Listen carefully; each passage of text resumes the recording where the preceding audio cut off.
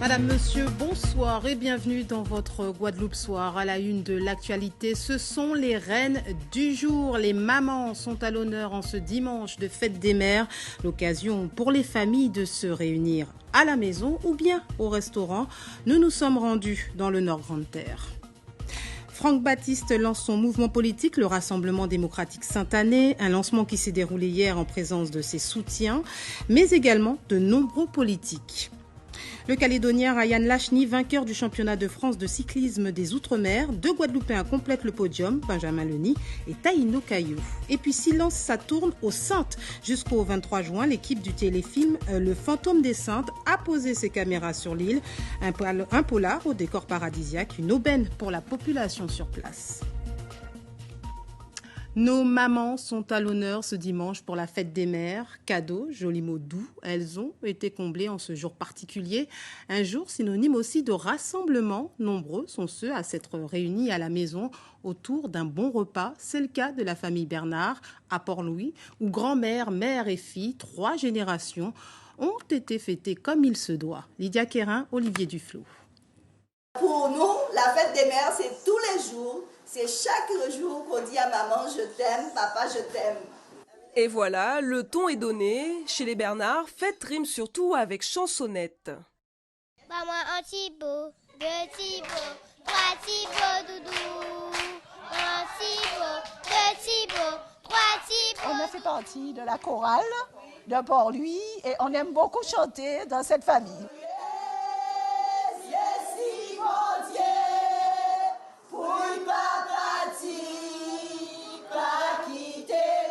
Ici, 4 générations de femmes sont réunies. Il y a là les enfants de Mireille et Fernand, mais aussi les petits-enfants et enfin les arrière-petits-enfants. Ce sont des mères qui ont traversé plusieurs générations et qui sont là avec nous et qui servent de modèle pour la nouvelle génération qui arrive. Donc les petits-enfants vont toujours vers leur grand-mère.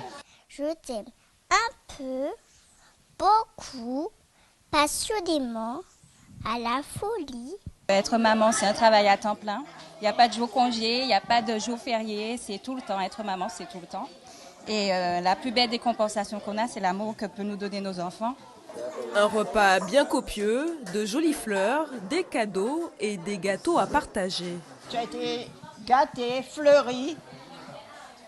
Qu'est-ce que tu veux d'autre? Tu as toujours été là pour nous. Donc aujourd'hui, on t'a dit bonne fête, Marie-Jo. Vas-y. Ouais, elle est émue. J'ai eu plein de cadeaux. Plein. J'ai eu un massage, j'ai eu confectionné par ma fille une pochette, un porte-bijoux. Et laissons le mot de la fin à notre hôtesse du jour. La journée continue, on n'a pas fini la fête. Et puis, on pense à toutes les mamans du monde. Et comme je dis, une maman, c'est précieux.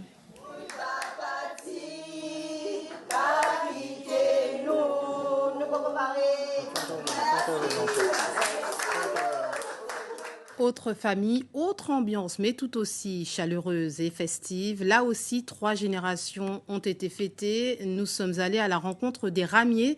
Eux ont décidé de se réunir et d'honorer les mères de la famille dans un restaurant d'Anse-Bertrand. Le reportage de Rudy Rilsi. Dans la famille Ramier, si vous demandez la mère, il peut y avoir confusion. Merci à tous mes enfants. Merci. 3 générations de femmes réunies dans un restaurant. C'est ta fête. Qu'est-ce qui fait que maman soit aussi jeune à vos côtés? L'amour. Parce qu'il y a l'amour, le bon ingrédient pour faire une jolie fête des mères chaque année. Il est très important d'être là, tous réunis ensemble. C'est un jour spécial, donc obligé d'être présent avec elle. Gervaise, la grand-mère, c'est forcément elle, la plus gâtée de la famille, et d'une jeunesse resplendissante. C'est Dieu qui me fait jeune. C'est lui qui me donne la vie, la force, la santé. J'ai fait 7 enfants. Bon pied, bon œil, avec ses enfants et 12 petits-enfants, et dans tout ça, le rôle de mère, c'est surtout une histoire d'affection. Déjà, nous-mêmes, nous sommes mamans, donc on ne passe pas notre journée au fourneau. Et on profite toutes de chacun. On préfère vous prévenir, N'essayez pas de comprendre les liens de parenté, même eux ne s'y retrouvent pas. L'une des sœurs de maman, donc elle fait partie de... Alors il y a Tati Marie, Tati Josiane, il y a tellement de Tati, donc la 5e. C'est un moment qu'ils ont voulu exceptionnel, comme peut l'être un repas dans un restaurant de haute qualité, une sortie pied sur la table et sur la piste de danse, qui évidemment fait plaisir à Gervaise. En fier de moi, avec Simon dans moi qui la piste. En vrai, nous aimons payer la veille. Bon Dieu, c'est aller là. Yo, tout déjà grand. Ah, encore demander, bon Dieu, merci. Avec sa 64e fête des mères, Gervaise a de quoi encore enrichir ses albums photos. Et à la Désirade, c'est l'ensemble des mères qui a été mise à l'honneur avant l'heure par le maire Loïc Tonton. Avec l'aide des enseignants et des associations, toutes les mamans de la commune étaient invitées à une cérémonie donnée à la salle des fêtes ce samedi. Au programme, la lecture de poèmes, des chants, des danses, mais également une distribution de cadeaux. Voilà, et on vous souhaite une très belle fête des mères à toutes les mamans de Guadeloupe. Dans le reste de l'actualité politique, il entend définitivement s'affranchir de son frère. Franck Baptiste lance son propre parti politique. Son nom, le Rassemblement démocratique Saint-Annais, a été présenté hier par le maire de la commune en présence de ses soutiens et de nombreux politiques. Alexandre Ouda, Olivier Duflot. Accueil en grande pompe pour les nombreux citoyens ayant fait le déplacement hier après-midi. Dans une salle comble et entièrement acquise à la cause, on pouvait trouver des soutiens de longue date. Franck correspond beaucoup plus au style quand je me fais de maire parce j'ai déjà travaillé avec Franck. Il est très près du peuple, il a cette humanité qui nous manque. Et donc, je pense qu'il va faire beaucoup mieux son travail. Et c'est pour cela que je viens lui donner le coup de main. Mais aussi des citoyens souhaitant rester au fait de la politique de leur commune. On est toujours à la recherche de ce qu'on ignore, mais je trouve que c'est une bonne initiative et je veux y participer tout simplement. De nombreuses personnalités politiques sont également venues apporter leur soutien à Franck Baptiste et au Rassemblement démocratique Saint-Annais. Un mouvement politique qui se veut rassembleur en mettant fin au clivage existant au sein du conseil municipal. Un mouvement qui souhaite également s'émanciper des autres partis sans pour autant briser les liens. Nous aussi, on observe, et je crois que toute la Guadeloupe observe avec attention ce qui se passe chez vous. La création de ce mouvement-là participe à la démarche que nous portons en tant que communistes. Cette démarche de rassembler les Guadeloupéens sur notre contenu. Je crois qu'on arrivait à la tête de la municipalité à redonner quelque part du sens à ce qu'on appelle le mieux vivre ensemble, à travailler ensemble, à casser les quelques clivages parfois inutiles qui nous servent parfois à rien. D'importants soutiens pour Franck Baptiste et les 15 membres du bureau du RDS. C'est un rassemblement qui écarte le clivant parce que j'ai des personnes d'obédiences diverses qui sont dans ce mouvement politique. Des personnes qui étaient dans la minorité, il faut le souligner. Dès le 10 septembre, ils ont pris position pour le maire que je suis. Et sans faille, ils se sont engagés fortement au niveau du Rassemblement démocratique Saint-Annais. Donc voilà comment je veux avancer dans l'esprit général, dans l'intérêt général de la ville de Sainte-Anne. Le lancement de notre mouvement. Un nouveau mouvement entièrement dévoué à Sainte-Anne, qui compte se consacrer à la rénovation du réseau d'assainissement en priorité, ainsi que la rénovation des écoles face aux risques naturels. Et on continue à parler politique avec le 17e congrès des élus prévu ce mercredi 7 juin sous l'égide du président du département. Un rendez-vous à quelques jours du comité interministériel de l'outre-mer et dont l'enjeu se veut important. Les précisions de Jackie Massicot. Ce 17e congrès des élus est inédit car il s'inscrit dans le processus initié par l'appel de Fort-de-France après un échange direct entre les signataires et le chef de l'État. C'est une étape clé dans l'amorce de ce qui s'apparente à des négociations avec le pouvoir central. Des discussions bilatérales État-collectivité sans exclusive et sans tabou, a promis le président de la République. L'enjeu est considérable. Changer en profondeur la nature des relations entre l'Hexagone et l'Outre-mer, ce qui à terme doit conduire à une réforme constitutionnelle. Des travaux de ce 17e congrès devront donc émerger une vision claire et des propositions. Les élus, pour être à la hauteur de leurs ambitions, devront être en capacité de mettre sur la table un véritable projet de société. Dans cette optique, après une consultation menée par une commission ad hoc en lien avec l'autorité préfectorale et appuyée par des spécialistes, ils ont travaillé ces derniers mois sur 12 grandes thématiques qui vont des questions économiques à l'évolution institutionnelle, en passant par les questions environnementales, la fiscalité, la culture ou encore l'inadaptation des normes. Le Congrès devra valider les options les plus pertinentes en vue du prochain comité interministériel de l'Outre-mer. En bref, ces deux incendies survenus ce dimanche. Le premier à Sainte-Anne, vers 2h du matin. Une maison de 120 mètres carrés en béton s'est complètement embrasée avec un risque de propagation vers l'église. Mais le feu a été maîtrisé par les pompiers sur place. Le deuxième à Sainte-Rose, dans la résidence Rose Porcelaine à la Boucan, concerne les étages de 2 maisons jumelées totalement détruits. Les rez-de-chaussée ont, eux, été impactés par les fumées. Un relogement est à prévoir pour les famille. Et puis lui, justement, a été décoré pour son dévouement continu en tant que pompier depuis plusieurs années au service de la population. Le colonel Félix Santénor Abazac, chevalier de l'Ordre national du mérite, devenu aujourd'hui contrôleur général du SDIS de Guadeloupe, a été nommé ce vendredi parmi d'autres. Une belle consécration après près de 40 ans à œuvrer au sein des pompiers en Guadeloupe, mais aussi auparavant en Guyane et à La Réunion.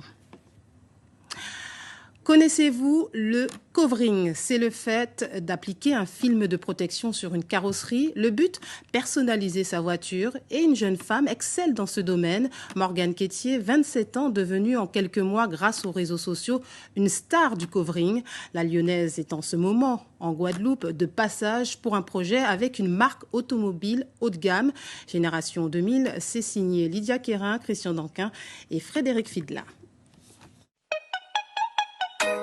Couleurs chatoyantes et lignes franches, voici le nouveau look de cette voiture de luxe. Une commande spéciale pour marquer le coup, les 75 ans de la marque. Le design, c'est Morgane qui l'a imaginé.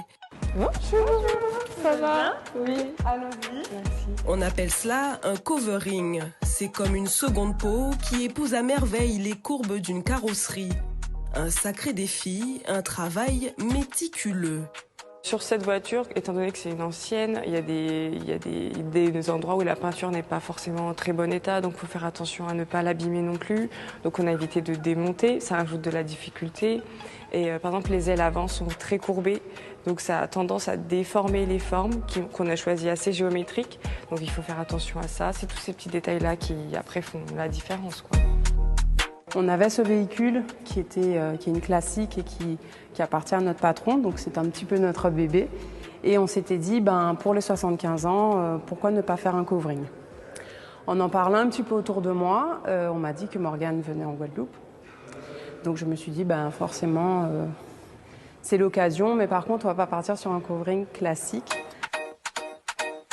Pour ce projet, Morgane a bûché en binôme avec Marino, 3 jours de travail non-stop.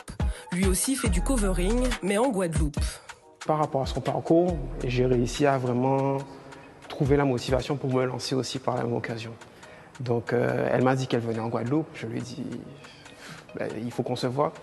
Ensuite, peu de temps après, elle m'a dit on aura peut-être du travail tous les deux. Je lui ai dit mais non, tu fais une blague. Elle m'a dit non, je viens. Et du coup, jusqu'au jour où elle est venue en Guadeloupe, elle ne m'a pas dit c'était quoi le projet ni rien. Moi, je savais juste que j'allais travailler avec elle, je ne voulais rien savoir d'autre.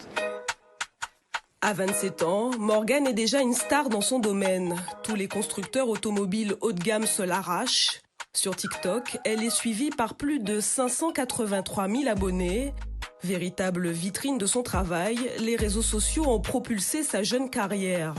Après un master en marketing et communication, elle se lance en autodidacte. Il y a 3 ans, en automobile, elle n'y connaissait pas grand-chose. Je ne savais même pas que c'était possible de faire ce type de prestation, vraiment. Donc ça prouve quand même qu'on peut faire tout ce qu'on veut dans la vie, quoi. L'automobile, un métier d'homme dans lequel il a fallu s'imposer pour se faire une place. Mais Morgane s'est toujours accrochée. Un jour, un client a appelé mon collègue Kevin parce que j'avais fait la réception de son véhicule, mais mon collègue n'était pas là. Donc 2-3 jours après, il a commencé à s'inquiéter. Il lui a dit « Oui, bonjour, j'ai laissé ma voiture à 2 filles. » Comme si on était perdus quoi, dans l'atelier. C'était pour m'assurer que la prestation sera bien réalisée à temps. Comme si en fait on n'était pas capable finalement de faire la prestation demandée, quoi. Donc ça arrive encore ce genre de scène, quoi. Mais bon, on le vit bien quand même. Hein. Aujourd'hui, la jeune femme forme des débutants aux rudiments du métier, une initiation de 4 jours à 2300 € par personne. En fait, j'étais à la recherche d'un nouveau design pour mes véhicules. J'en ai 2, dont un qui est super pourri au niveau carrosserie. Et je me tâtais un petit peu entre faire la teinture. Et quand je suis tombée sur ça, je me suis dit pourquoi pas. La Guadeloupe, une première pour Morgane, mais elle l'assure, certainement pas la dernière. Le covering à découvrir également dans le prochain numéro de Tandakaïou, c'est mardi à 20h05. Du sport à présent avec du cyclisme. Une semaine après son titre sur le Grand Prix Boris Carène, Bastien Duculti a doublé la mise en s'imposant au Grand Prix de l'USL ce dimanche, dont la dernière étape a été remportée par Mévin Gène, 2e du général. On écoute le vainqueur au micro de Christian Danquin. Je me sentais très bien encore aujourd'hui. C'était un parcours qui me correspondait vraiment. Alors, les mamelles, c'est vrai que j'affectionne. Depuis le début de saison que je suis ici, dès qu'on passe les mamelles, je me retrouve devant. Donc forcément, là, sachant que je suis encore un peu plus en forme qu'il y a 2-3 semaines, j'avais hâte honnêtement d'être aujourd'hui sur cette étape. Et voilà, je l'ai mise. L'idée, c'était de la mettre à ma main.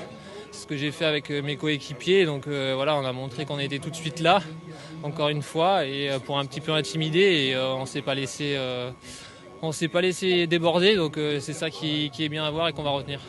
Pas trop accumulé de fatigue pour la suite, donc je pense qu'on va se reposer un petit peu pour reprendre après. Il y a d'autres coureurs qui arrivent très forts aussi, donc voilà, on va laisser tourner un petit peu l'équipe et peut-être se mettre un peu au repos. Voilà, ça m'a fait un très bon cycle depuis que je suis là, ça fait à peu près un mois. Donc c'est ce que j'avais aussi programmé à l'avance, après ces 2 week-ends de course, de relever un petit peu le pied. Donc voilà, on va mettre au point tout ça avec Eric Chabat et Max Macambo. Et puis en Nouvelle-Calédonie, 2e et 3e étape du 17e championnat de France cycliste des Outre-mer. Une édition remportée ce dimanche chez les femmes par la réunionnaise Cassandra Legros. Chez les hommes, Ryan Lachny s'impose en remportant les 3 étapes ce week-end. Mais 2 Guadeloupéens complètent le podium. Le résumé avec Alix Madec, avec la rédaction de Nouvelle-Calédonie la première. 7h30 au départ de la mairie de Bourail, les femmes se lancent dans la course de côte, 2e étape du championnat de France cycliste des Outre-mer. 27 coureuses engagées dans 30,5 km dans le col des Roussettes. Le peloton est plus déterminé que la veille. Les actions se multiplient dès le début de la course. Un groupe de tête se désigne avec 9 coureuses de la Réunion, la Martinique, Tahiti et la Calédonie. Mais c'est dans la descente que les Calédoniennes vont se faire surprendre. La vitesse augmente. La Tahitienne Elodie Touffet et les Réunionnaises Isabelle Le Breton et Cassandra Legros prennent le lead. Dans les derniers kilomètres, les 3 coureuses s'affrontent en sprint, mais c'est la Réunionnaise Cassandra Legros qui s'impose dans cette 2e étape. 1 heure plus tard, la course des hommes est lancée. La 50aine de coureurs s'engagent dans 44 km. Le Guadeloupéen Benjamin Leny prend rapidement la main. Ryan Lachny n'est pas loin derrière. Le Calédonien est dans le trio de tête avec 2 Guadeloupéens, Benjamin Leny et Caio Taino. Il les distance sur la fin du parcours. Le jeune Cagou Ryan Lachny s'impose sur l'épreuve. 2e victoire consécutive devant les 2 coureurs guadeloupéens. À 13h45, départ pour le contre-la-montre individuel sur la route de Deva. Une boucle de 6,4 km à effectuer 3 fois, 19,3 km à parcourir au total. Les filles s'élancent en première. Sur cette épreuve, la réunionnaise Cassandra Legros est en tête du classement provisoire. Mais les Calédoniennes Sandra Guéral, Manon Brasseur et Céline Hirzel sont bien classées. Au bout de l'effort, la réunionnaise gagne cette 3e étape. Elle remporte le premier titre féminin de ce 17e championnat des Outre-mer. Fière de cette course d'aujourd'hui et de hier, j'ai fait 4e au général. Aujourd'hui 1re grâce à ma coéquipière Isabelle. Et maintenant c'est une victoire. 2e au général, la Polynésienne Elodie Touffet. Et 3e, la Réunionnaise Isabelle Le Breton. La Calédonienne Hortense Appé est 4e. 14h45, les hommes prennent le départ. Ils sont 49.